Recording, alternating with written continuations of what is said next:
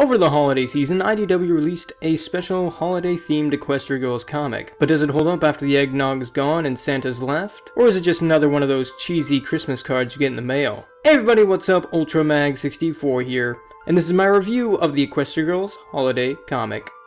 Yes, I know I'm late on it. Before we start talking about the comic's story, if you're like me and own basically every MLP comic ever, then this art style might look familiar. Especially if you read the 2013 annual. That's right, Tony Fleece drew this comic, and I gotta say, he has greatly improved since we last saw him. In fact, the whole 2013 annual crew is back again for this issue, excluding Katie Cook and Andy Price, which in all honesty is probably for the best. One of my main complaints with the 2013 annual was a jarring change from Andy's art to Tony's. This issue takes that problem out entirely, making for a much more complete feeling comic, and the style has really grown on me to boot. Oh, but great and powerful Magnus, tell me with your rippling ab muscles and your very firm... Dude, did you write this? Just keep going, Bobby. My self-esteem could really use it. Oh no, Magnus. It's the weirdest thing. The script just fell apart. I have no idea how that could have happened. So, anyway, where does this comic take place in the Equestria Girls timeline? Well, excellent question, dear viewer.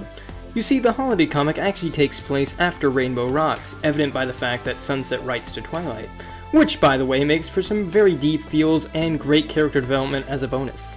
So now that we've gotten that important detail out of the way, let's talk about the story of this comic. So it's Christmas time in Canterlot High, and our favorite ladies are super excited to spend time with their families. Well, all except Sunset Shimmer. So what do our little ladies do?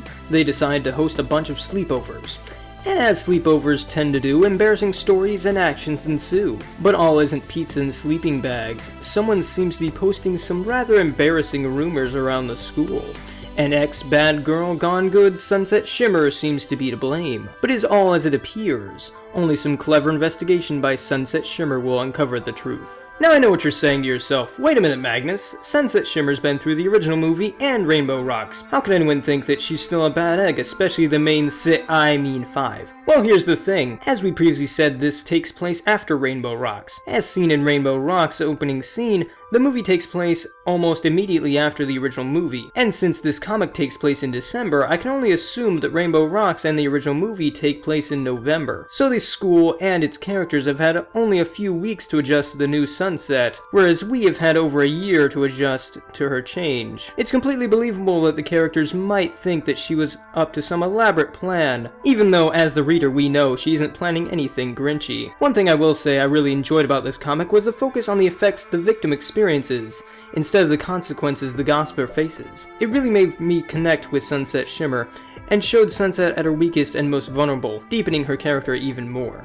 In closing, this comic is a great Equestria Girls comic. It gave us even more Sunset Shimmer development, and while it tells a story we've heard before, it also changes things ever so slightly to keep the reader invested and interested in the comic. And I hope we see more comics from this team in the future. But anyway guys, that's about going to do it for this review. I hope you enjoyed, and I hope you have a fantastic day. If you want to pick up this comic, check out your local comic book shop, or click the link in the description down below. But anyway guys, I'm UltraMag64, remember don't feed those parasprites, and as always, happy gaming. All cheeky eyes on the flip side, bye.